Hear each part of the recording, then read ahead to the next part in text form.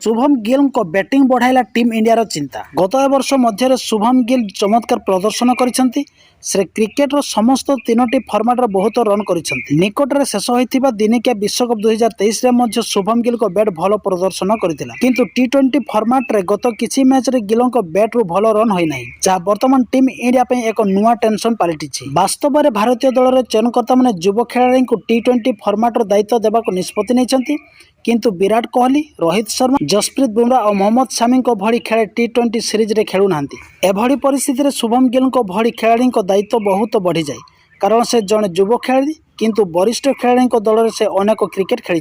तेबे गत 13टी टी20 मैच रे गिल को फॉर्म भल नथिला, जहाँ टी20 विश्वकप 2024 दृष्टि टीम इंडिया पर चिंतार विषय हो पारे। मोट 13टी टी20 मैच रे शुभम गिल हाराहारी 262 रन संग्रह करछंती। से आईपीएल 2023 रे चमत्कार प्रदर्शन करथिले एवं सीजन रे सर्वाधिक रन संग्रह करथिले, किंतु अंतर्जातीय टी20 क्रिकेट रे गिल बैट रु भल रन होई नाही। दक्षिण आफ्रिका शेष टी20 मैच रे मध्य शुभम गिल मात्र 8 रन स्कोर करिबा परे पेविलियन को फेरिथिले, जहाँ पर टीम इंडिया असुविधा पड़िथिला, किंतु ओपनर यशस्वी जयसवाल एवं सूर्यकुमार यादव टीम इंडिया एक बड़ स्कोर करथिले।